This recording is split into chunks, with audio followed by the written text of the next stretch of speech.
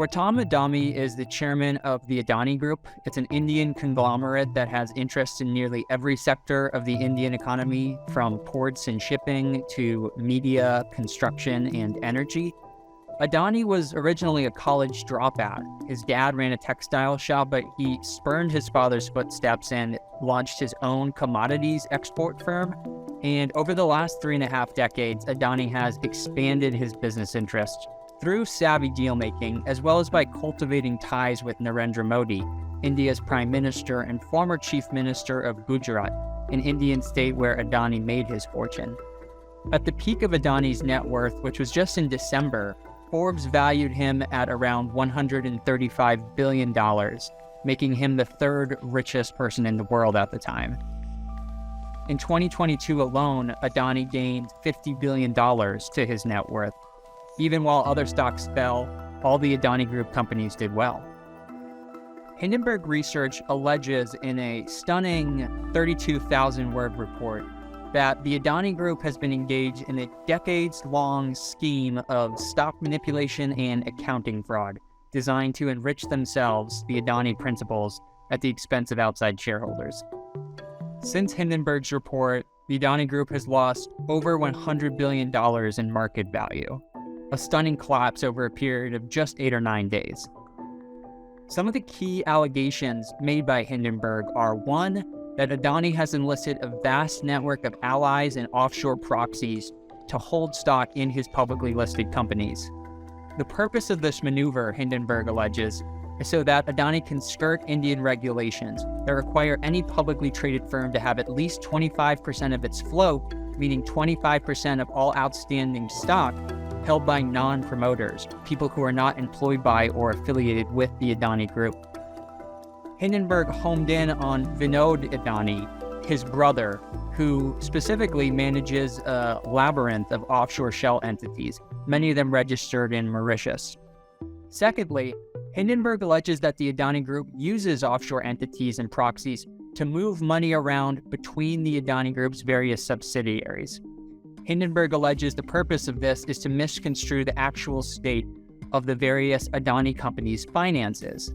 Now, Hindenburg presented several examples of offshore shells sending money through onshore private Adani companies onto the listed public companies, seemingly for the purpose, according to Hindenburg, of engineering Adani's accounting, such as bolstering its reported profit and cash flows, and cushioning its capital balances, and essentially making these entities seem more creditworthy than they actually are, which is a key part of how Adani has grown, is by issuing vast amounts of debt.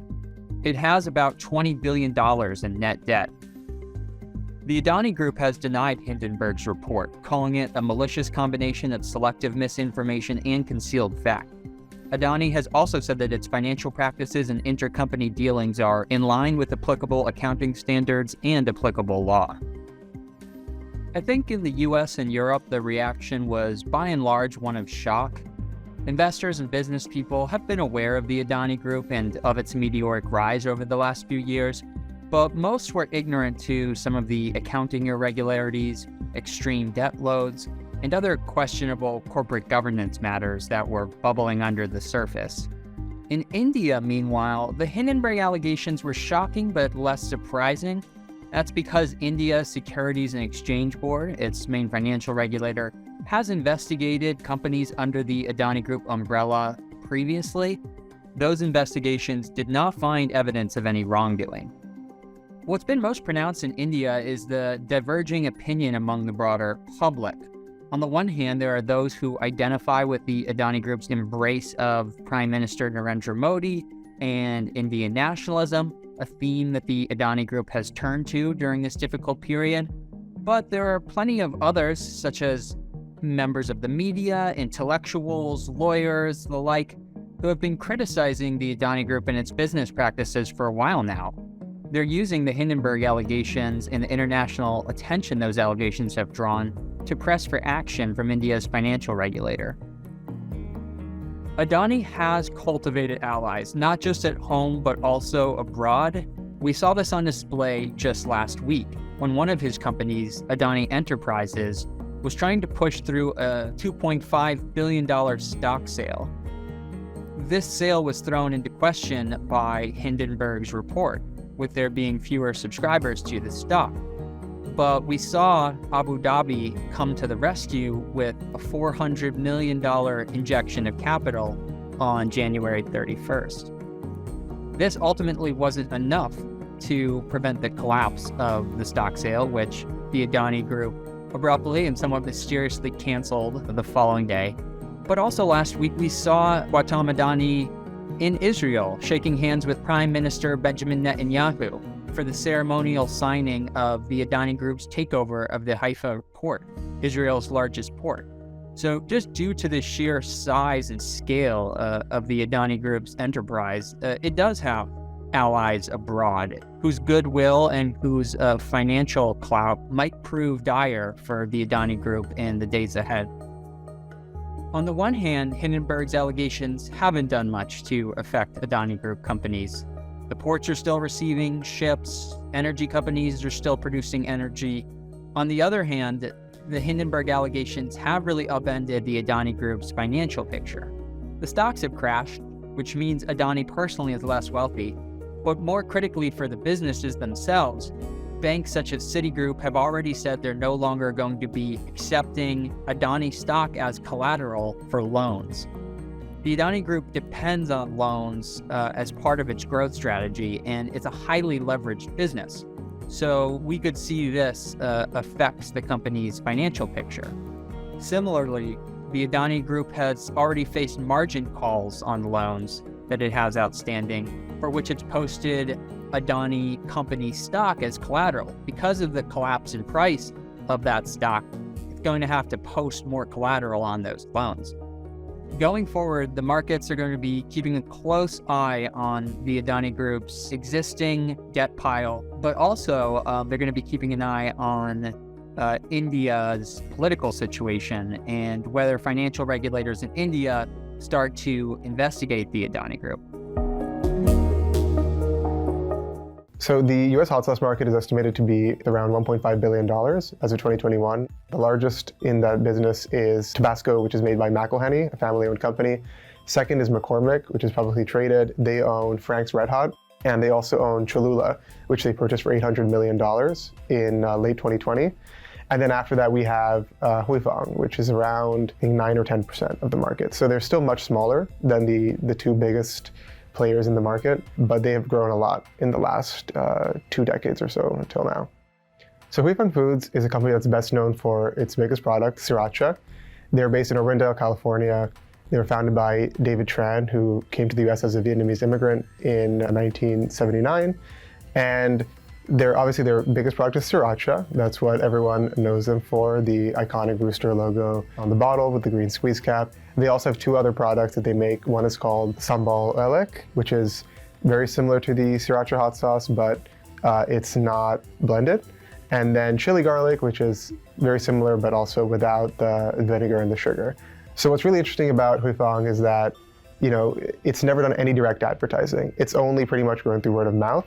Initially, its main customers were Chinese American, Vietnamese American communities, restaurants, markets in LA and Southern California. And it's just spread, organically since then. You can actually sort of see its growth based on the factories that it's had. It started out with a 2,500 square foot facility in Chinatown. In 1987, they moved to a much larger one. He eventually expanded that to around, more than 200,000 square feet. And then in 2013, they moved to what is now their main facility in Irwindale, east of LA. That's 650,000 square feet. They can make up to 18,000 bottles of Sriracha an hour. Sriracha is now everywhere, right? It's really become a cult product, and it's a very unique example of a product that has gone from being, I guess, fairly niche initially to being so widely used to the point that it's now the 3rd largest hot sauce in the country, according to market research firm IBISWorld. And it's only behind Tabasco, which has been around since 1868, and then Frank's Red Hot, which is owned by McCormick, right? A publicly traded spices giant.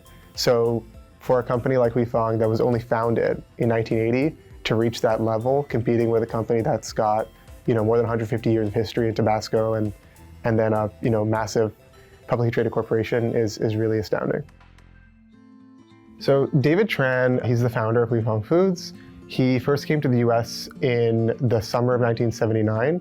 He was born and grew up in Vietnam. During the Vietnam War, he was in the South Vietnamese army. He didn't fight, but he was drafted to it like everyone of his age was at the time. He had actually started producing a hot sauce using the chilies that were grown on his brother's land in South Vietnam after the war ended.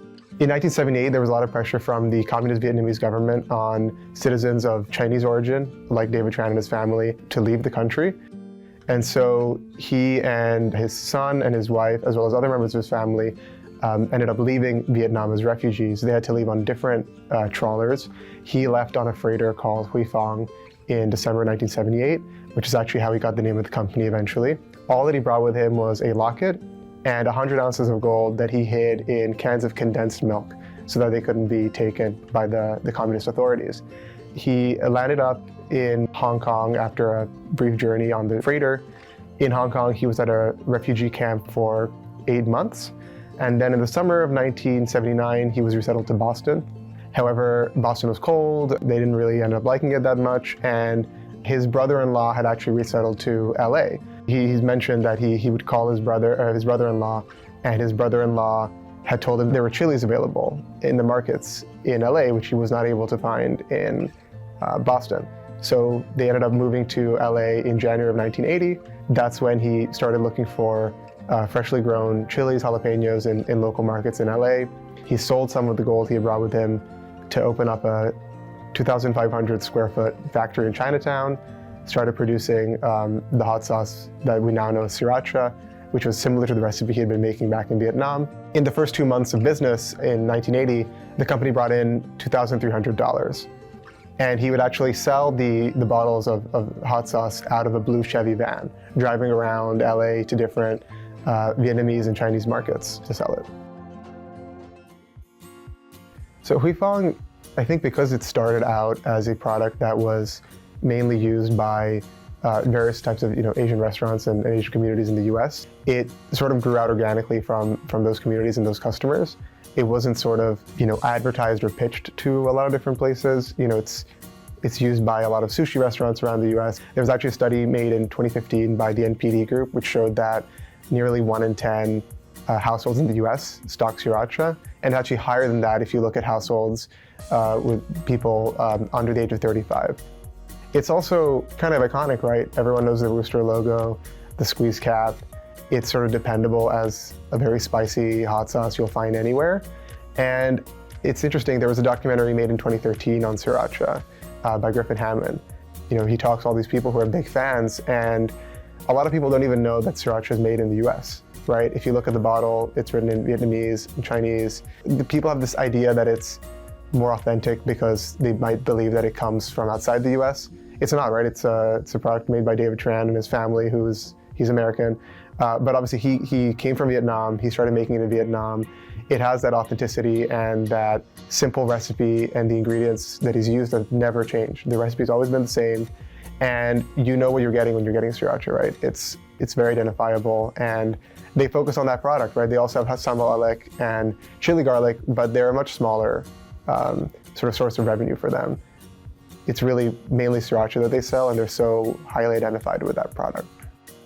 Over the years, Huifang has had to deal with some challenges, including some lawsuits, shortages of chilies, and also counterfeiters that have tried to sell their product illegally. One of the first ones that sort of got a lot of news coverage was when the city of Irwindale, which is where their facility is located, sued Huifang for basically odors that the factory was emitting. And this ended up going on for a little while. Huifang actually opened up their factory to the whole community. They started doing factory tours. Eventually, the city dropped its lawsuit. It's interesting, this actually got a lot of coverage around the US. Senator Ted Cruz actually asked Huifang if they wanted to move to Texas to get away from Irwindale. That didn't end up happening. And then another lawsuit that happened was in 2021. Huifang used to have an exclusive chili producer up until a few years ago called Underwood Ranches, based in California, and they would produce all of the jalapenos that Huifang needed. There was a lawsuit over sort of the agreements that they'd had with Underwood Ranches. The lawsuit has since concluded. And what's interesting about sort of the production process is that the chili growing season is pretty short, And so if the harvest goes bad, that means that they're not going to have enough chilies to produce the sauce for the rest of the year. And so they had all the production with this one producer. Now they have multiple producers, I believe in California and in northern Mexico. So that's in the past now, but that was a major challenge for them in terms of having to deal with that lawsuit and also on sort of how they were going to get their chili production. More recently, in 2022, there was a severe chili shortage in the spring. Huifeng actually sent out a notice to a lot of their customers saying that it was going to severely impact their ability to produce any Sriracha. And so there's a lot of news articles around the US about the Sriracha shortage. I actually spoke to an analyst who was looking at Nielsen data that showed that sales initially spiked after this announced as people were trying to hoard all the Sriracha. That's passed now. They've been able to sort of get back to regular production. And also the fact now they have sort of a diversified sourcing for their chilies. But when there's severe weather events like happened in 2022, and there's only one chili growing season, that can sort of severely impact how much of you're able to produce for the rest of the year. David Tran, by all accounts, is a very humble person. He is fairly press shy. He has done a few interviews over the years. But what's really interesting is one of his main phrases I've seen a lot that he said to me also over email is that he's just focused on making a rich man's hot sauce at a poor man's price. He's not changing the ingredients. He's just trying to keep making the same product and make more of it as long as more people want it. He's also said in the past that his American dream was never to become a billionaire. You know, he's said in the past that he's received offers over time to buy the company and he's not interested. He just wants to pass it on to his family and to keep growing it as much as possible. And that's what's happened over, the last 40 plus years that the company's been in business. Especially the last 20 years, the company's grown so much. And in some years they've grown even by around 20% each year in some years. It's this phenomenal growth and a very humble backstory, right? An immigrant refugee from Vietnam built this company, grew it organically, and is not interested in selling it or bringing out new products or changing the recipe that has brought the company and the family so much success. So Christo Wiese is a retailing tycoon from South Africa. And what makes him interesting is he was on the Forbes Billionaires list and our list of richest Africans up until 2018. And then this huge Enron-like accounting scandal happened at his major asset, which is called Steinhoff International. That knocked him off the Billionaires list starting in March of 2018, and now he's back on the list. Wiese was worth $5.6 billion in early 2017. By the time this accounting scandal was revealed in the end of 2017, in December 2017, the shares of Steinhoff fell like 90%. I mean, he lost almost all the value. So Wiese's fortune fell first down to like $1.1 billion, and then he fell off the list altogether by March of 2018. So the Steinhoff was kind of interesting. It was founded by a German who was building furniture, and he was sourcing from East Germany. This is when the wall was still up between East and West Germany, and he was sourcing from East Germany and selling to all over. And then he heard that a lot of wood was growing in South Africa, so he went to South Africa to see if he could get the supplies for furniture from there, and then he got into doing furniture retail in South Africa. And so there was a German billionaire, Bruno Steinhoff, also tied to this company. But Steinhoff kept its European operations, and that's where most of the fraud allegedly was happening. So Wiese was the chairman of Steinhoff, not the CEO. An outside forensic audit by Pricewaterhouse, PwC, found that he was not involved in the accounting fraud at all. Essentially, he came in after it had been going on for years. The person who's going to be tried, apparently reportedly in Germany, in April is the former CEO, this guy, Markus Justa. And he apparently organized most of the fraud, according to what I've read. Most of it happened in the European arm of this company. So the thing that kind of sticks in my brain is I read this really interesting book called Steinheist, which is about the accounting fraud at Steinhoff. And it points out that in 2007, an analyst at the South African arm of JP Morgan put out a 56-page report highlighting the accounting issues and questions and concerns about transactions with Steinhoff. And then 2 years later, in 2009, the book recounts a meeting that Wiese had with another analyst at another firm who had a 40-slide presentation detailing his concerns about shoddy transactions, suspiciously low tax rates, all kinds of things that didn't really add up. And so in a sense, I feel like Wiese was warned that there was something amiss with this company. But yet, 6 years after he met with his analyst, he sold his company to Steinhoff anyway. I don't mean to say he had it coming to him, but it's sort of interesting what we choose to pay attention to and what we choose to ignore. I think when people have questions, it's good to kind of follow your instincts on these questions and pay attention to the doubters.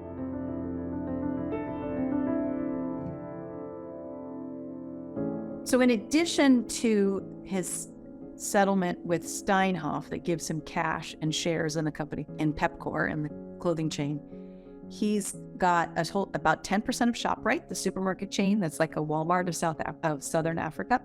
And he's also got holdings in a few other companies. One of them is called Invicta, which is listed on the Johannesburg Stock Exchange and has investments in China, Singapore, and the UK. Another firm, Tradehold, has industrial businesses in South Africa and also commercial property in the UK. And then he's got a Luxembourg-listed firm called Brait, which owns stakes in the Virgin Active health clubs and in 2 South African firms, a fashion label and a consumer goods business. Most of those investments are not nearly as valuable right now as his ShopRite stake, which is the most valuable thing he owns right now. Wiese is 81 years old. He basically said that he was shocked that this fraud made it past all of these gatekeepers, the internal auditors, the external auditors, the South African Reserve Bank, the foreign banks that were lending money to Steinhoff. For somebody whose fortune got mostly wiped out in 2018, and he went through 4 years of a lawsuit before a settlement, he seems pretty much at peace with the world. You may think Bitcoin is silly, but it's just as silly as gold. We have a system in place where we know how to mine it. We pull it out of the earth. Yes, it's very dangerous. Yes, it costs human lives, but we care about this shiny metal. And we've just agreed as a society that this is a store of value. So at a very basic minimum, when you have a store of value that you can transport out of a country, if God forbid you're under duress, you can carry this out much more easily than the gold. And so here is, in the most boring way possible, an argument for why crypto, and I mean, in particular in this case, Bitcoin, is good, is useful, and is here to stay. I'm Alexis Ohanian, probably best known for founding Reddit. I started the company right out of college, 2005. I returned to the company back in 2014 as executive chairman for the turnaround, and then I left for good in 2020. I was gonna be a lawyer, and then I walked out of that LSAT. It's a true story. Walked the hell out of that LSAT 20 minutes into it because I was like, this is terrible. I don't want to be here. Went to the Waffle House on 29 in Charlottesville, Virginia, sat down, got my order, and I'm sitting there and I'm just like, I can't be a lawyer. And that was where I decided. I was like, I can't do this. I quit. I was like, I'm not taking any more LSATs. I'm done. And went back to my dorm and started convincing my roommate to join me in starting a company. It took a year to convince him to join me, but I just knew I had to be an entrepreneur. These days, I'm doing my life's work at 776, which is a technology company that deploys venture capital. So I have always been what I'd like to think is a pragmatic supporter of crypto. About half of the 776 portfolio is in some way investing in crypto or blockchain technologies. When 2005, I'm starting Reddit, Web 2 was the jargony phrase. What did it mean? It really just meant that we had some new technology. Back then it was called Ajax, just some fancy JavaScript that let me design a website where you could have these up and down arrows and comments that you could click on in real time and see them change. Everyone in Web 2 was in a way following Zuck's lead, right? I think Facebook had launched maybe a year before us, and then Twitter launched a few years after us. But we were all following the same model, which was grow as fast as you can, and you'll figure it out later, which meant then eventually you'll have enough users to run ads. And I was never happy with that. It never felt good. We tried our best to build ads that users didn't hate because they could comment on them and they could vote on them, but it always felt like an ugly hack. What I realized there was We were early and right in a lot of ways, but we had a deeply flawed business model, advertising. And Web 2 allowed for social media, allowed for user-generated content, allowed for anyone to say, hey, I've got a funny story to tell, and I think it could be just as funny as anyone else's, even though I didn't go to a journalism school or I didn't go to a writing school or whatever. And we just didn't figure out a business model that worked for it. I think having a front row seat to building Reddit, as well as building the communities of Reddit specifically, has exercised a lot of muscles around intuition for community. And as communities grew, we sort of cobbled together ways for businesses to go around it. Let's start with the community first. Let's build technology around that energy. Let's build a brand around that energy, and here we go.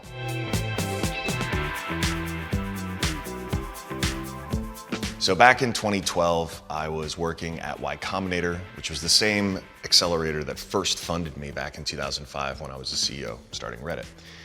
And I remembered meeting this young man, Brian Armstrong. He had just left Airbnb. He was their head of fraud, clearly a very smart guy. Airbnb was clearly a very successful company, and he was choosing to leave to start something new, to be the best and safest way to buy crypto online. And I thought, okay, someone this smart at a company this successful who still wants to just step away and build something he believed was gonna be his life's work, that's something I needed to lean in and learn more about.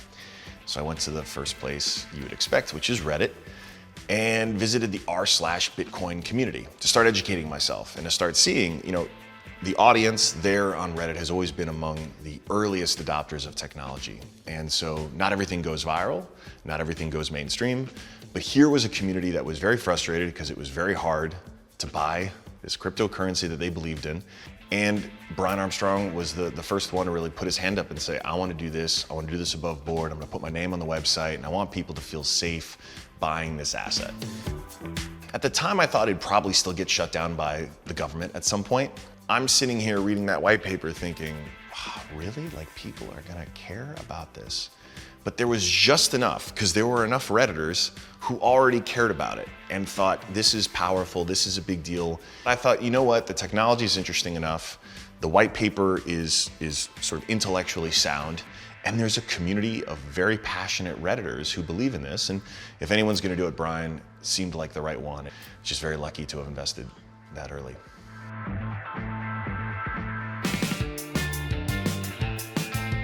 The technology is a medium, and I compare it to paper in a way that I think works pretty well for folks, right? Like 4,000 years ago, someone is inventing papyrus, right? And they're sitting there, and he, or probably more likely she, is like, yo, I can take a thing and write on this and give it to you, and now it's yours, right? That's pretty cool. Now, if you were to go back in time right now and explain that today paper is used for everything from, you'd have to explain what a script is, you'd have to explain what a trading card is, you have to explain what tissue paper is, you'd have to explain to them that there is a piece of paper here in the United States that is so important. We wrote down some words on it a few hundred years ago, and it's like a sacred document. And then there's actually literally a sacred document that's been printed millions of times all over the world, and it's the basis of an entire religion that people share. Like, the leaps and bounds of what this simple medium could do could not have been imagined at that time. And so now, I think in the next few years, we'll start to see some really boring applications for this technology, think of it like paper, that starts to compound in value and utility for people.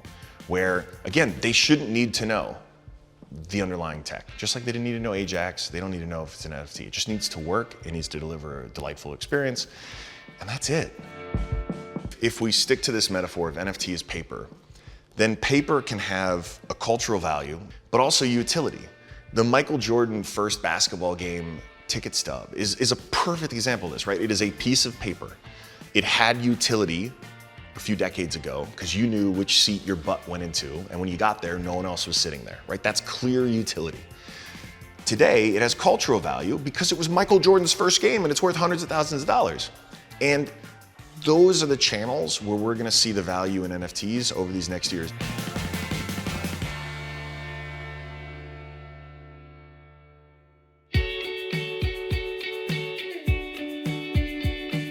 in tech broadly, it's going to be a rocky year. Wish it weren't the case, but I think it's going to be a rocky year.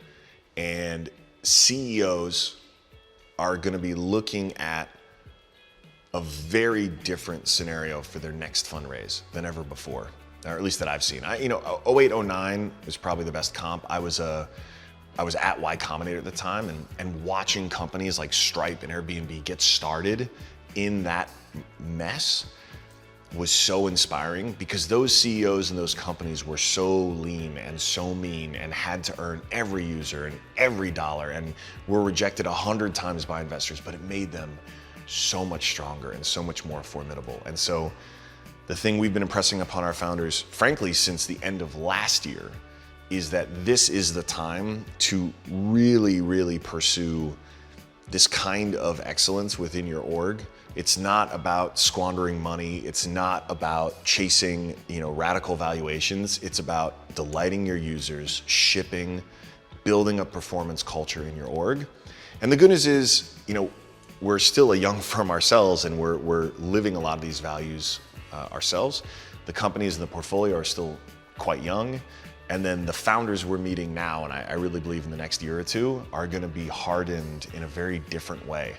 And as much pain as this economic uncertainty is unfortunately going to create, that same pain will create some tremendous companies to get started.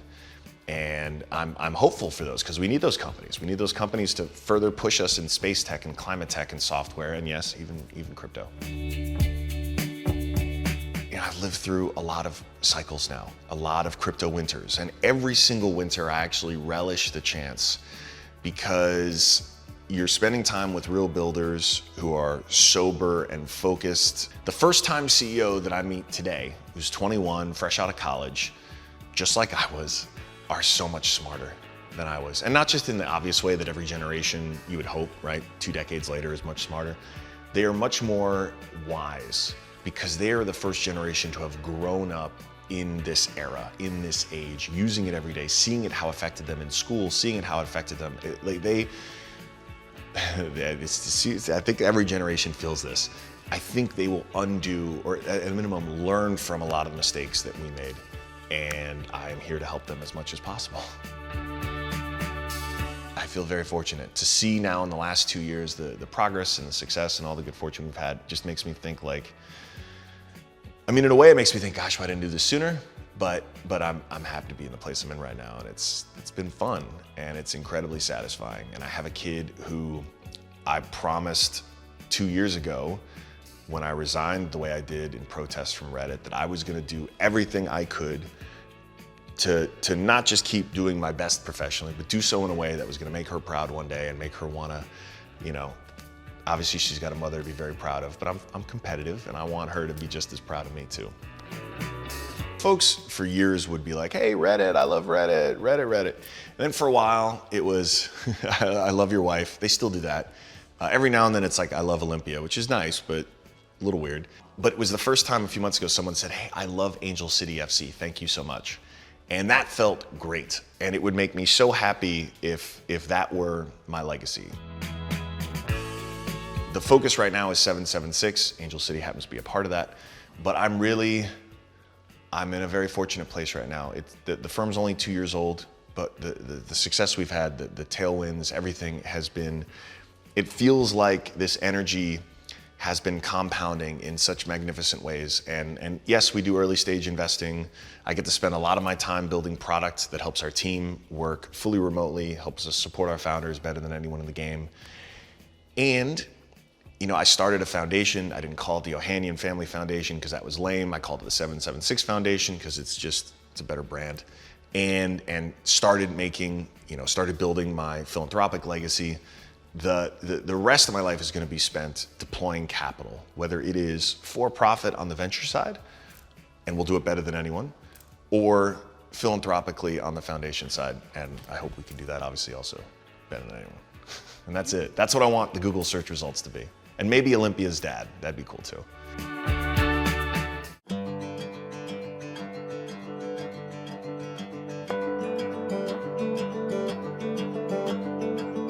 Jimmy Rane is the founder and CEO of Great Southern Wood Preserving, based in Abbeville, Alabama. Great Southern is one of the country's largest treaters of lumber. So basically they take raw lumber from other companies' sawmills primarily and apply chemical preservatives to ensure that it lasts a lifetime. And based on Great Southern's $2 billion of 2022 sales, we estimate that the company is worth about $1 billion. Jimmy actually took over the company when the father of his first wife tragically died in a car accident in 1970. He was a farmer, and like most farmers, he was land rich, but cash poor. So the CPA that was advising the family said, sell the tractors, sell the plows, sell all the personal property, but don't sell any land. And this little treating plant sat on 6.5 acres of land next to the farm. And so they did that. They sold everything except this one little treating plant. And they had one offer from Mr. Ralph Reynolds here in Abbeville. He was a pulpwood dealer. He offered them $14,000 for the little treating plant and the 6.5 acres that it sat on. The brother wanted to take it. My wife was trying to do what the CPA told her. So they kind of got in a disagreement, and I was in law school trying to mediate my first case. So I came up with the idea that I would lease the land and sell the equipment. So I made an offer to them, well, I'll buy the equipment for $10,000 and I'll lease the land and everything will go away and I'll stay in law school and I'll finish. So my father said, Jimmy, that's a very good idea, but what happens if you can't sell it? You're going to sign a note for $10,000, but if you can't, oh, Dad, I can sell it. I'm sure I can sell it. But what if you can't? Anyway, he was right. I couldn't sell it. So now I've got a treating plant. So I finished law school and came back here and opened a one-room law office on the courthouse square. 2 black telephones. This would ring, I'd say Jimmy Rane Law Office. This would ring, I'd say Great Southern Wood Preserving. So that's how it started, me and one other fellow, Austin Curry. Back then, the company was doing less than $100,000 of sales, so a fraction of what it does today. It had no cash, no money, and money is the lifeblood of any business. And I struggled for a long, long time trying to run the business. I would get up 4:30 in the morning and go out and meet Lawson, and we would get everything ready and start treating, come back and take a shower, practice law till 4:30. Then I'd go back and stay with him until we got finished. Things really started to take off in the mid-'80s when Jimmy attended a Harvard Business School program for the owners and managers of family-owned private companies. And he was inspired by a case that he studied there about how Frank Perdue used marketing effectively to turn commodity chicken into a household name. Every time I would walk into a building supply store and try to talk to them about my product, the only question they asked, what's your price? And I knew we had the best product. I knew we had the highest quality. I knew the extent that we were going to make a high quality product and to give service, but it didn't matter. So I needed some way to get the attention of that dealer. I wanted to find some emotional thread that would weave through my area, and that was college football. Jimmy had this insight based on his love of college football and the love of college football across the South, that if he were to bring in the big college football coaches, not only at his alma mater, Auburn, but at rival Alabama and others throughout the South, if he were to bring them in as spokespeople, that would, really help grow his brand, and that certainly turned out to be the case. I had known Pat for a long time. We became friends, but when he got the job at Auburn in '81, and I went to Harvard in '84, '85, and '86. And the idea came to me when I was at Harvard to try and use marketing to differentiate my product. So I came back and I talked to Pat about it first. And he said, well, we'll try it, see how it works. Like this fence, built with osmosis pressure-treated pine from Great Southern Wood. The lumber with a 40-year guarantee. Speaking of extra defense, ring in, let me keep this. So after years of doing commercials with the coaches, he'd sort of actually created this own character and brand for himself. And you could argue maybe at that point, he didn't really need the coaches as much. So when he was thinking about, with his marketing team, what the next phase of the company's advertising would look like, he ended up drawing on his love for old Westerns and created this character called the Yella fella, who is a cowboy played by Jimmy. When we first started, we were using actors, and nothing was catching on. Marty Marshall was my marketing professor at Harvard, and so I talked to Marty, and he said, I think the problem you're having is that people are not connecting. It's just another commercial. I really didn't have any plans to be on camera, but they walked in one day and had this storyboard for this cartoon cowboy. And I said, do you really want me to do that? And it was really, I thought, hokey, cartoonish. And it sort of evolved into Yella Fella. Who are you, mister? Fella. Yella Fella. I thought you were dead. Not hardly. I wanted to replicate the Roy Rogers, Gene Autry, John Wayne, figures of my youth. Being in your 60s and out playing cowboys and Indians was a lot of fun. I mean, we were shooting these commercials in the location that John Ford and John Wayne used. It was like being a kid again, riding horses and shooting guns. And I mean, you just don't think about the other side effects that, okay, now when people see this, they're going to recognize you. So, but that was kind of different for me. I said I came here to rebuild the town with Yellowwood. Best there is for building outdoors. Abbeville, Alabama, where Jimmy lives today and where he started the company and has kept it ever since, is probably not exactly where you would expect to find the richest guy in Alabama. It's a small town of 2,000 people, about a 3-hour drive from Atlanta. Jimmy grew up there. His family had been there long before he was born, and he's chosen to keep his company there and live there today. And I think a big part of the attachment that he feels is the critical role that his own dad, who everyone in Abbeville knows as Mr. Tony, played in the town's development in the 1950s. My dad was a real entrepreneur. He came back here after World War II. He wanted to open a nice restaurant, and he did. It was called the Village Inn. Well, Mr. Homer Carter was president of Pepperell Manufacturing in Opelika. And so he used to come through Abbeville on his way to his beach house at Panama City. And he loved to stop at the restaurant and eat Dad's spaghetti. So Mr. Homer came in one day and he started asking Dad, he said, Tony, he said, what kind of town do y'all have here? What kind of water supply? What kind of mayor? I've got a plant that I want to build and open as a textile plant, and I'm trying to find a location to put it. So they started talking and giving him all this information. He said, well, can you get the president of the Chamber of Commerce? And he said, we don't have a chamber. He said, oh, well, I'm sorry. We can't come any place they don't have a chamber. And Dad said, oh, boy, we'll get you one. So they organized one, and he became the first president. And Mr. Carter's decision was between Abbeville and Cuthbert, Georgia. And I always say that Dad's spaghetti is the one that won it. So he chose Abbeville, and they came to town with 25 employees, and they started sewing uptown on the square. And they grew that plant from 25 to 1,400. To live here and grow up here was idyllic. I mean, it was everything that you've ever seen in old movies. That was what it was like.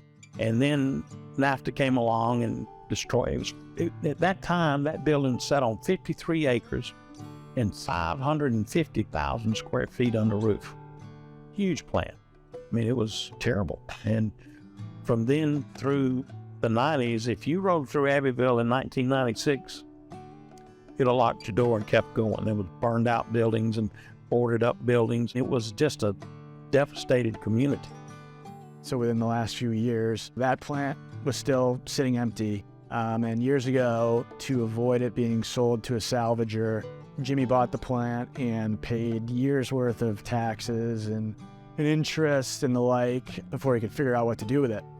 And then In 2018, Hurricane Michael happened and demand for wood basically went through the roof. And the company went to its suppliers, the sawmills, and said, we need X amount of wood, and they couldn't meet that demand. So in order to cushion the company against future situations like that, Jimmy actually opened one of his company's first sawmills at the old Pepperell plant in Abbeville in 2019. I think that was a moment of pride for him. He went from being idle for years to now we got about 110 people out there making an average of $22 an hour.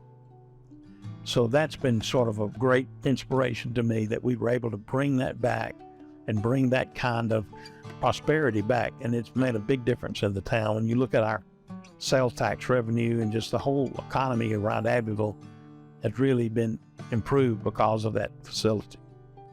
Thanks to the success Jimmy's had, he's been able to really give back to that community, and he spent, millions of his own dollars to revitalize the town to look like it did when he was a kid.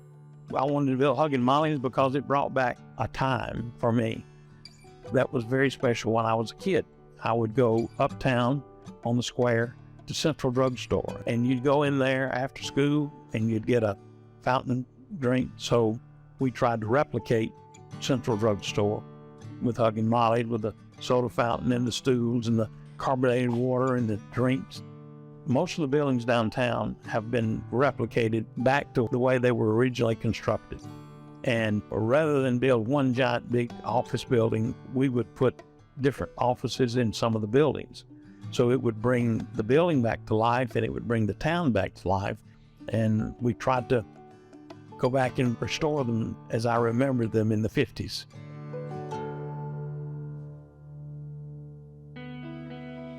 Jimmy started this foundation called the Jimmy Rane Foundation, which is education focused and funds partial scholarships for college students. And the way that the foundation funds itself is primarily through a charity golf tournament that it runs every year. One of our employees, she had a daughter and a son, and I knew both of them very well. And the little girl was just such a bright, shining child. Her whole life, all she talked about was, I want to be a doctor. And she never wavered from kindergarten through grade school, through high school. So she went to Auburn. Her father ran a tire store here, and her mother worked for us in accounting. And at that time, Auburn didn't have a great scholarship program, but I tried to help her, and she got a small one. I guess I became distracted. I don't know. But her father died, passed away, and before I really knew it, she had dropped out of college because she couldn't afford it. Oh, that just broke my heart. It devastated me. And I said, this is not right. It's not right. We got to do something. I don't know what, but we're going to do something. So we decided right then and there that we were going to start this foundation, and we were going to make sure it was the best we could. That wasn't going to happen again. Jimmy's been able to draw on the relationships that he made over so many years working with the college coaches to, bring in big names like Peyton Manning, whose dad was in a commercial with Jimmy, Herschel Walker, who was, a big name, Georgia running back. So his ability to bring those big names is really a big draw for people who want to pay to play in the tournament. And as a result of that, the foundation's been able to fund more than 500 partial scholarships to date. In the first year we raised money, we didn't have enough money to give a scholarship. The next year we gave one. And then the next year we gave two. And now we give over 50 a year, and we've given out over 560. And I said that first night, I hope I'm standing here and we give out 1,000. God willing, I will.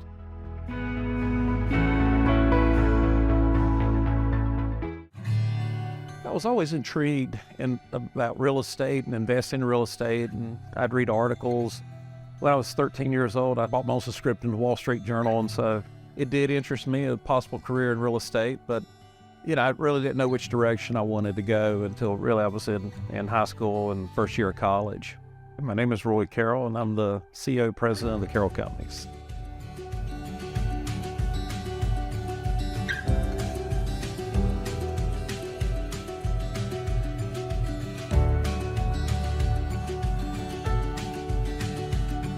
growing up as a very lower middle class upbringing, both my parents worked. My father's a meat cutter, grocery store man. He did a little bit of remodeling on the side. So I'd go help him, after school and on weekends with the remodel jobs. So that's how I got my hands in construction a little bit. We actually lived in rental homes. We didn't even own our own homes. I was in high school. After my father bought his first house, he decided to buy some more rental homes, and he had an opportunity to buy 2 homes up in Danville, Virginia. And I'd saved up money mowing lawns, doing odd jobs and such, and so I'd saved $1,000. And so this was a very modest home. And so he asked me if I wanted to buy the one home, and so I put $1,000 down, and owner finance, I think that's $4,000 or so. So it was a $5,000 home. And I rented it for a year and sold it for a profit to buy a car, which is a bad investment because cars depreciate in value, right? I should have kept that house. So I was in college, and my father got laid off from his grocery store business after 20-some years. Just the early 80s, terrible time to go into real estate. Interest rates are very high. But we had some friends that wanted a house built, and so they knew my father had done some renovations on the side, so they asked my father if he wanted to build their house. I was going to school here locally, and so I would help after school and on weekends, and he and I did a lot of the work hands-on. And when I say did the work, we nailed the nails and swept the floors and did things like that and built the first house. And by the time we'd finished that home, actually had another set of friends that said, hey, you did a good job with that home. Would you be interested in building us a home? And so after building the second house, he and I kind of sat down and said, we may be able to make a career out of this. And so we formed our little company and started doing custom homes on scattered lots around the Greensboro area. We kind of divvied up the worlds. He would run the crews on the job site more so, and I would do more of the estimating and selections with the customers. We still both got out there and drove nails at the end of the day, so it was very rewarding and everything, those early years starting the business with my father. Real estate business has a lot of risk associated, and from the first year that we started the business, we decided that my father had a little bit of retirement savings that he'd lived on. I was a college student, so it didn't take much for me to live on. So we decided we'd pay ourselves once a year at the end of the year. So we basically put 1/3 of the profits back into the business to grow it, and we'll each take 1/3. And so as long as he was in the business up until the early 90s, that's the way we paid ourselves. And so I think that was one of the things that kind of was a catalyst for us to be as successful as we were. It's just that very conservative approach, which I carry on today. We've got a Hyatt Place hotel right downtown. We've got 300 apartments associated with it. We're getting ready to start an AC hotel across the street from it.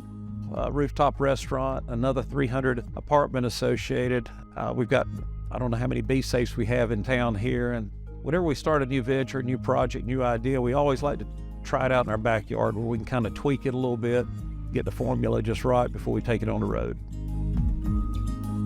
We're always looking for markets that are emerging and areas where there's new growth and opportunity. And we're also looking for value. We're not going to go out there and be the guys that bid and pay top dollar for a real estate asset. We really beat the bushes hard, so to speak, and try to find value and then try to add to that value by executing in the vertical construction, or if it's an existing building, we'll go in and renovate and invest dollars into, reposition it to a nice place. Well, remodeling a building has a lot more brain damage associated because you don't know what you're going to get into. And the building we're sitting in here is a 17-story building. It's an old Wachovia Bank building. It was built between 63 and 64, and then it was basically abandoned in the early 80s. And so it had gone through bankruptcy a couple times, and insurance company next door, Lincoln Financial, had purchased the building. And they really purchased it to protect their assets because they own several buildings downtown and several other properties. And this is kind of sitting in the middle of them. And so I met with the CEO of the company and convinced him that, we could execute this project and turn into something that Greensboro will be proud of. And so we lined up that we were going to do condos. This is mid 2005, 2006, we're doing the planning. People lined up to buy condos from us. And so we started construction. We had about half the condos pre-sold. And then 2008 hit. In 2009, you were hearing just about every day about a developer that did a condo project and they got sideways and they were turning it back over to the bank. And I told people, I said, I will not give this building back to the bank. I was speaking to the CFO one morning, and I said, I think it would help us sell more condos and just take that cloud from over the Carroll companies if we just paid off this building. In hindsight, it was one of the smartest things we could have done, because word got on the street that, that's how we conduct business. We're not going to walk away from one of our obligations. And, we never reduced the price of one condo in this building, and, we're close to sold out and everything. So, and I live here, so all my neighbors are happy with me because I didn't reduce the price or give it back to the bank. So it turned out well for everyone here.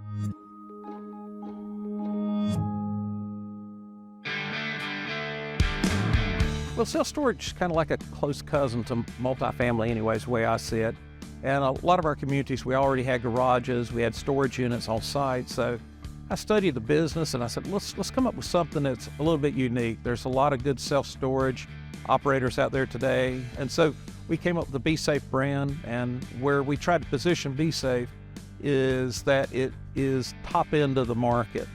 Our lighting's a little brighter. We temper the temperatures inside a little bit more than most self-storage operators. And we put a lot of money in the exterior facade. All of our exteriors and the Be Safe are stone and brick, and they really look like an office building, so they fit in well in the upscale communities that we're trying to be in. So that's been a good business model for us, and we're spread out pretty much everywhere where we're already with the multifamily. We're also looking to put Be Safe self-storage facilities.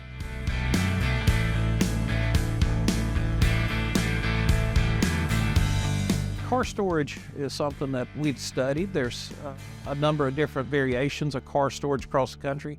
Where we're a little bit different, we're doing it, instead of doing like a condo or one big open space where we're placing cars in a big open room, these are individual two-story units that we lease. We give you an upfit allowance where you can personalize it, whatever theme you want to come up with.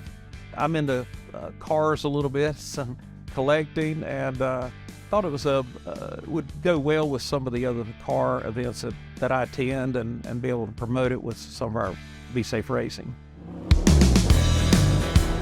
I guess about 5 years ago, I bought a Ferrari Challenge car and would take it up. There's a racetrack about an hour north of here in Virginia, and was running it around one day, and a race team was looking to form down in Charlotte, and they asked me if I'd be interested in joining them on a Ferrari Challenge series, and so I said sure. And so one thing led to another, and joined the team, and met a lot of great people being involved with that. It's great to be involved with Ferrari. It's helped us brand. It's also helped with employee engagement, and Carroll companies, several employees like to follow our racing program, and it's great that it's kind of pulled a lot of our Carroll companies employees together and everything around the racing program. We had a car in Le Mans this year, partnered with Ferrari. The Ferrari racing program built a Ferrari 488 GTE for us to run in Le Mans, and we had a good experience with that. Came in 5th in our class, so we'll be back at some point in the future and be on the podium one day. Well, this community, Greensboro, has been very good to me and my family over the years, obviously, and so, we're very blessed to be able to give back to the community, and it is rewarding to look out the window of our home here and see various projects we have ongoing. Sometimes I look out the window and see something, though, that needs to be changed. Greensboro's a beautiful place. It's a great place to live, great place to grow up, and real blessed to be here.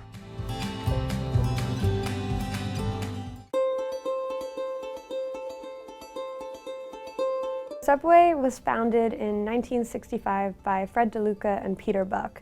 Fred DeLuca was then a 17-year-old aspiring medical student, and he went to his family friend Peter Buck, who was a working nuclear physicist, and asked him for advice on how to pay for college.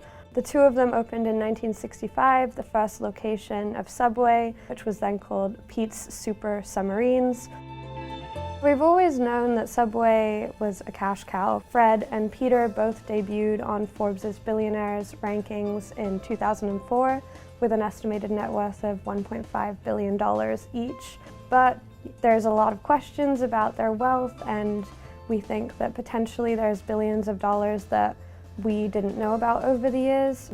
One clue to that was a 2017 deposition by Fred DeLuca's personal banker, which gave some rare insight into their fortunes. She claimed that Fred DeLuca was pocketing about $7 million in royalties each week in the early 2000s, and that wasn't even at the peak of Subway's sales.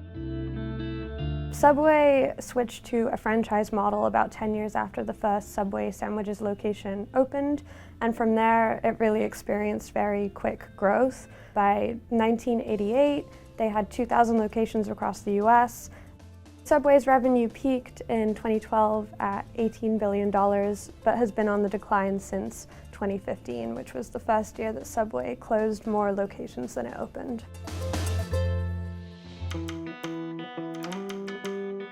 Number one, they began to reach their point of no return in the United States, that they had too many Subways on too many street corners, and the number of stores just exceeded the demand.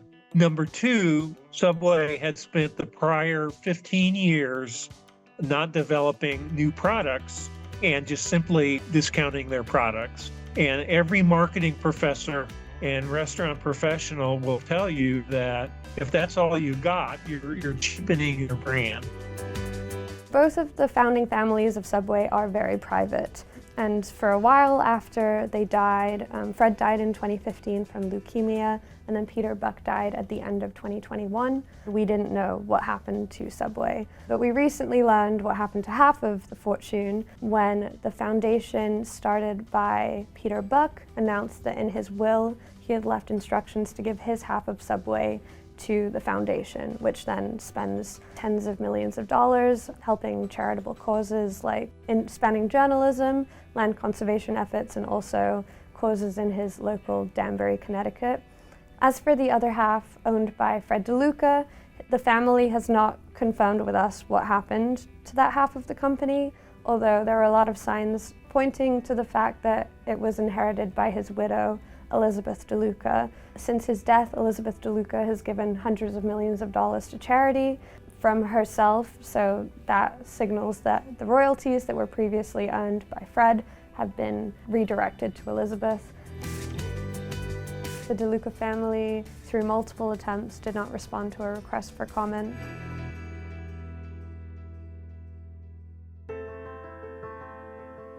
So the announcement of the gift comes as Subway confirmed that it is considering options for sale.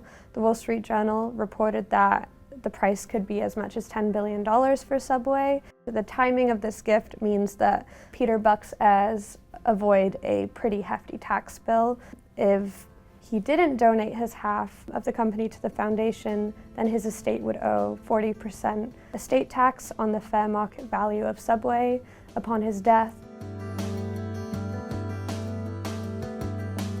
In 2018, Peter Buck was engaged in a legal battle with the IRS over his gifting of some of his land that he had accumulated in the North Maine woods to his two sons. Peter Buck started buying timberland in Maine in 2007, and during his lifetime became one of the largest landowners in the state with over 1.3 million acres of timberland. So he gifted some of that to his sons at a discount from what he paid for it, and then got penalized by the IRS. And he saved, millions of dollars on taxes by doing that. It seems that the family still owns this land. His two sons likely own the land, which is valued anywhere from $300 million to $1 billion, and that doesn't appear to have been included in the gift to the foundation from earlier this year. The Buck family, through their representatives, did not respond to a request for comment.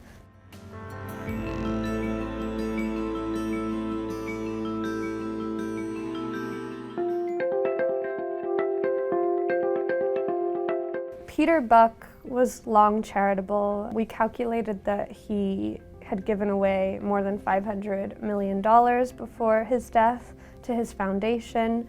As for Fred DeLuca, there was less charitable giving before his death in 2015, but since his death, his widow, Elizabeth, has been giving away money at a very fast rate. She's given away more than $400 million, according to an analysis of public documents, and that doesn't include gifts made in 2021 or 2022, as the filings haven't been made available yet.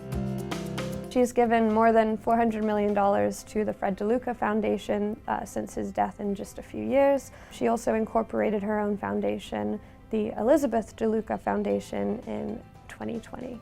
I spoke with one woman who runs a nonprofit that received a donation from the DeLuca Foundation in 2021, and she described them as very purposeful in their giving. You actually can't apply for a grant from them like you can from many other foundations, and instead they come to you, is what this person said. And they're known to have a big impact targeting the people who need help the most in some local communities in Florida. As for the Bucks, Peter Buck has a lasting legacy in Danbury, Connecticut, where he spent the later years of his life. According to somebody I spoke with, he helped transform the city, which has a population of about 90,000 people, and he was just very generous. They're both described to be very generous people. Since 2015 and 2016, when Subway's revenue started declining and the locations started closing, it's been tough to run a Subway franchise, according to the franchisees. In 2021, a group of over 100 franchisees wrote a letter to Elizabeth DeLuca outlining a whole host of issues with the ownership of Subway that they alleged was making their jobs a nightmare, in their own words.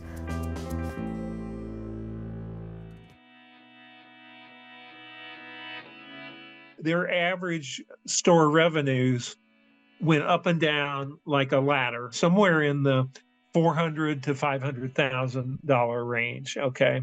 And that's very hard to make any money on. The other sandwich sector competitors, Jersey Mike's, Firehouse Subs, they are all running in the $800,000 to $1 million range. And that hurts, because you can make money at $800,000 or $1 million per shop sales, but at $400,000 to $500,000, it's very difficult.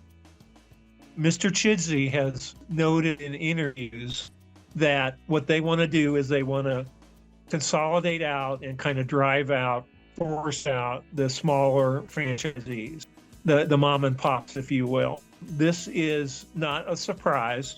They have been trying for the last couple of years to try to find bigger franchisee operators to come in and take over whole states of franchisees. The issue is that the store level profit has to be higher for these bigger franchisee groups to be interested in coming over and taking over blocks of Subway. And so the charitable donations have some Subway franchisees kind of annoyed. I spoke with one who said that, the owners get to look good on the backs of the Subway franchisees who have been struggling, who have lost their businesses in recent years, and that really those profits should be more in their pockets than in the owners' pockets. That's something that has been exacerbated as the sale nears. Subway responded to questions from Forbes and said that it is improving its relationship with its franchisees, that it has made multiple steps to do so over the past few years, and that it needs a good relationship with its franchisees to thrive and is doing everything it can to do that. I think it's obviously important to have ability and talent, but I give more weight to determination, ambition, and obsession in what you do. My name is Toto Wolff, and I'm the CEO and team principal of the Mercedes-AMG Petronas Formula One team. Toto Wolff is one of the most successful figures in auto racing, but before he was in auto racing, he was an entrepreneur. When Toto Wolff founded March 15, he had no money, and ultimately his way of building the business was he would go to these small burgeoning internet companies and basically say, hey, I'll find you financing and in exchange, give me equity. He did that with a number of companies and scored some pretty big wins, like SMS provider UCP and game publisher Joe Wood. After that, he returned to his first love, racing, and also he started managing junior drivers. And this got him connected with a company called HWA AG, which was an engine provider for Mercedes' lower level racing teams. And eventually he got involved, bought 49%, and helped take them public in what ended up being a $175 million IPO. I was born and raised in Vienna, Austria, and I wanted to be a racing driver. A Formula One race is all about speed and performance. And what I love in the sport is that the stopwatch never lies. You know immediately whether I've done a good enough job. And I learned my most important business lessons in racing when I was competing at the age of 18. Without having funds, you need to raise sponsorship, and that was pretty difficult. So when I progressed into Formula One as a team owner in Williams, I understood how important it was as a private team to raise the necessary funds to be competitive and eventually win races. I think being a racing driver is also about fitting in the car, and since I've grown very tall in my early 20s, quite late, it wouldn't have been any way easy to race in Formula One because the cars are so small.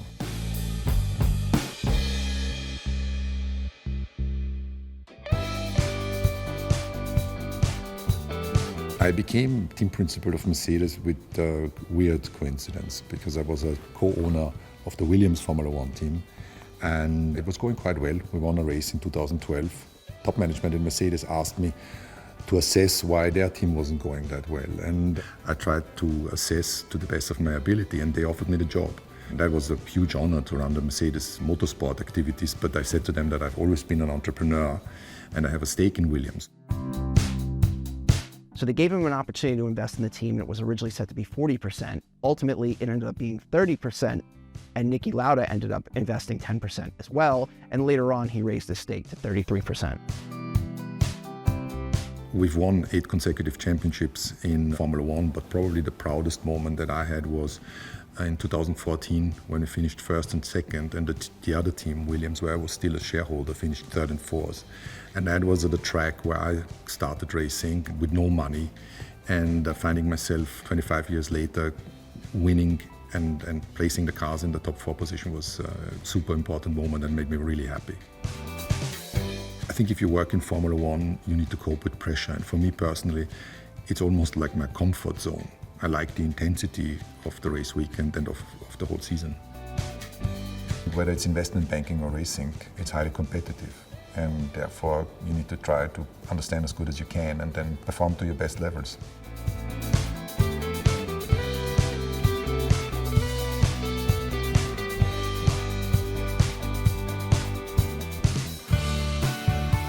When you meet Toto Wolff, one of the first things that stands out is how magnetic he is. He seems to command attention when he enters a room, and also he's extremely, extremely charismatic. He's obsessed with perfection, and he's also really precise, which even spills over into his daily life. I'm traveling to 24 races a year with more than 500 hours of flying, so I need to stay disciplined in terms of sleep, nutrition, and my life pattern.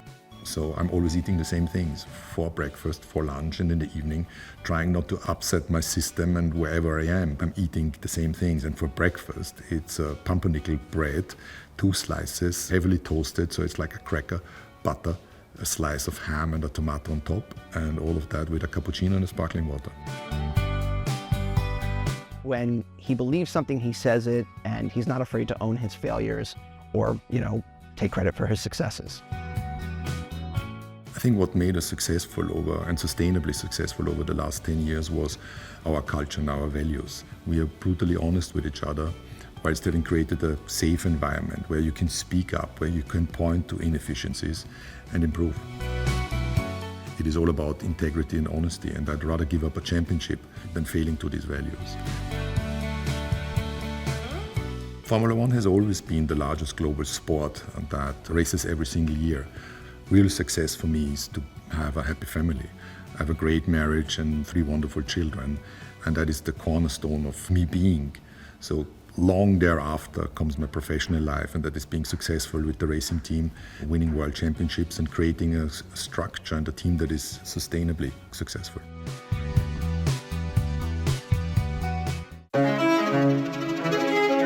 My personal belief is that as vast as the universe is, our ultimate destiny is for human race to become interstellar. But in order to be able to do that, we need to take steps to get there. And eventually, building technologies that can go beyond our solar system and traverse into our galaxies. And then I think, to me, when you talk about 10 to 15 years, 20 years from now, my hope is that we have a space city, you know, a place that people actually can go and live. Cam Ghaffarian is an entrepreneur who has started several space companies. His most well-known company is Axiom Space, which is building what could be the first commercial space station. He's also built other companies in the space industry, including Intuitive Machines, which is building lunar landers and pursuing commercial missions to the moon. Then there's also Quantum Space, which is trying to build a space superhighway to move payloads in cislunar orbit, the space between the Earth and the moon. And finally, his other main company is X Energy, which is building small modular nuclear reactors, which are far safer and easier to build and smaller than conventional large nuclear reactors. I was born in Isfahan, Iran, and I came to the United States when I was 18 years old with an incredible love of space programs. Since childhood, I was just like looking at the stars. I'm a stargazer and just sort of mesmerized about the stars and can we go there, you know, how far are they? And really a transformational moment was when I saw Neil Armstrong landing on the surface of the moon from my neighbor's black and white television. And it was like, wow, we can actually, you know, go to another planet, and, you know, and that sort of really triggered it for me that this is what I wanted to do. I actually landed in Washington, D.C., and I got myself registered at Catholic University of America. That's where I worked on my first degree, computer science engineering. I came with $2,000 that I borrowed from my uncle to come to the United States. So when I came, I didn't have a whole lot of money, therefore I had to work every night. In fact, I worked downtown Washington, D.C., parking cars for the 3 years that I finished a double degree program. Cam Ghaffarian founded SGT, also known as Stinger Ghaffarian Technologies, in 1994. He co-founded it with Harold Stinger, and it was basically a government contracting business. They did government contracting primarily for NASA, and it was the first company he started after previously working at Lockheed Martin and Ford Aerospace. It initially started in his basement. He mortgaged his house to start the company, and over time it grew much larger. It actually started as a Section 8A company, which is a federal program for businesses owned by minorities, and it eventually grew. By 2006, it had become the 20th largest contractor for NASA with $100 million in contracts. And by the time Cam sold it in 2018, it was worth $355 million when he sold it to publicly traded KBR. What you're going to hear a whole lot from me is culture, culture, culture. And when I say culture, it's not just being ethical or being integrity-based, but a culture of being successful, culture of winning proposals, culture of taking care of the people. One of the things at SGT that sort of distinguished us from everybody else was really a culture and our core values. Everybody would say, oh, it's the ICE principles. And ICE stood for integrity, customers, and employees. Integrity at the center of everything that we do, bend over backward to take care of our customers, and our employees are at the heart of everything that we do. That sort of really was the key to our success at SGT. So people who joined the company wouldn't want to leave. In fact, in a period of 23 years, this is sort of incredible, I had no executive that joined the company in 23 years that voluntarily left. The first company I founded after SGT in 2009 was X Energy. And it was really because of, I started a school in Africa, in Kinshasa. And I really knew nothing about nuclear, nothing about the energy world. I consider myself a space cadet, and we sponsored 4 orphans, and that school now has grown to like close to 800 people. But I learned that the school didn't have power, right? And I learned very quickly that there's a direct relationship between standard of living around the world and having electricity. So if you don't have electricity, you don't have clean water, you don't have education. And also with all the stuff that was going on with using the fossil fuel and how much carbon we generate, and and we're in this beautiful, precious blue globe, and if we don't protect it, it's our home. If we don't protect it, so far we don't have another place that we can go. That was really the genesis behind X Energy, and we've sort of done what I call is the holy grail in nuclear, where we design nuclear reactors that are 100% safe. In other words, if there's a tsunami or there's an earthquake or any of that, or plane crashes to it, they can never go supercritical. And because of that, you can have them in the middle of cities or anywhere. And today we are world leader in advanced nuclear. In fact, we won a $2.5 billion grant from DOE to build these nuclear reactors. It's pretty incredible. The first company founded after X Energy came in 2013 when he founded Intuitive Machines, which eventually became a company whose goal it was to build lunar landers and really start to commercialize the moon. 3 years later came Axiom Space, which he co-founded with Mike Suffredini, who was the longtime director of NASA's International Space Station program. Axiom is the company that's building what could be the first commercial space station, also designing the next generation of spacesuits for NASA. In 2016, I got together with Michael Suffredini, who was the previous program manager for International Space Station for NASA. And we knew the United States government was not going to build another space station. They were going to rely on private industry to do that.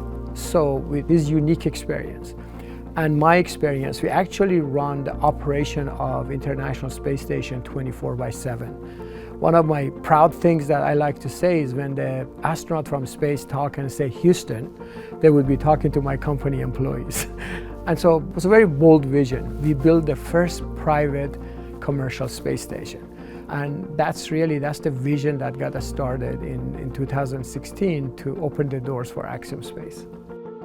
After about 30 years at the agency, I started looking around. Hadn't really thought a lot about what I was going to do, but there were a couple of offers out there, so it got me thinking, well, maybe there is another life after this. By the way, I had the best job in the whole agency. You know, I had a front row seat to everything that happened on orbit. It was a lot of fun. So when I started thinking about it, Cam was one of those people that had a reputation of, you know, being a mover and a shaker in the industry, and I wanted to seek his advice, just his thoughts on, you know, what I should do in my afterlife. Well, if you know Cam, you don't spend a lot of time talking about things like that. I called him and said, you know, Cam, the only thing I know how to do is build and operate a space station. So, you know, I'm kind of limited in my capabilities. So I'll wait till surely some company was going to come along. And so I told Cam that. I said, so I'll wait, somebody will come along and maybe that's what I'll do. And he said, okay, let's go build a space station. So he seeded the company and we went from there. That's how we started together building our space station. Axiom Space has a very ambitious goal. It's to build the world's first commercial space station. They're actually the only company that's out there that has the rights to attach their modules, so the building blocks of their space station, so to speak, to the International Space Station. The first one of those modules is set to go up in 2026. That's their main goal, and the thing that they're building currently is the Axiom Space Station.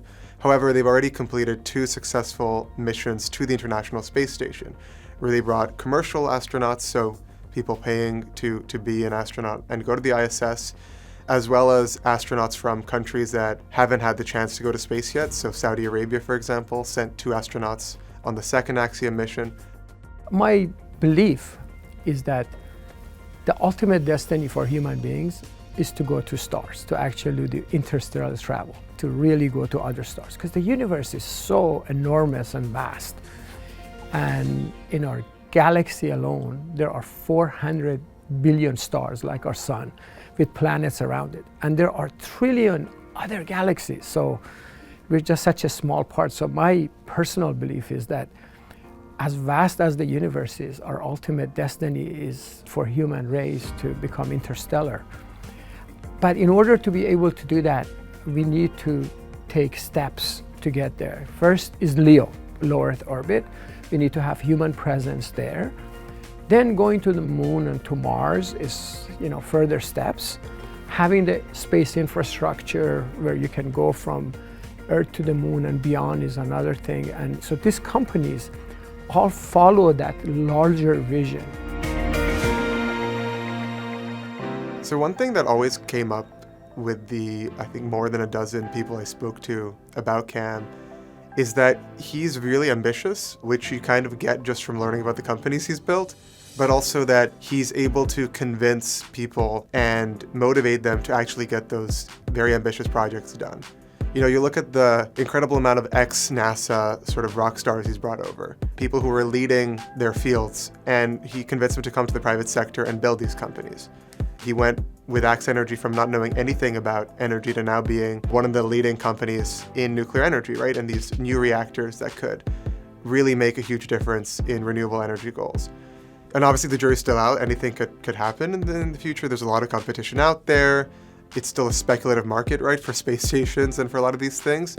But when you look at sort of his initial dreams and visions, commercial lunar landers, commercial space station, the nuclear reactors, where he's been able to take those ideas in terms of the funding and the people he's brought with him and turning them into real businesses, that's really impressive, and that really stood out to me when I was talking to him and the people who've known him for a long time.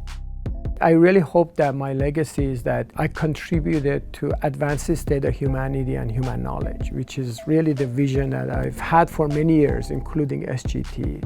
To know that someone maybe breathed easier as a result of you've lived through my philanthropic activities, and also making a difference for our planet, like with X Energy, so that our children can survive the climate change and everything else. So making a difference and making this planet and also going to other places a better place for us.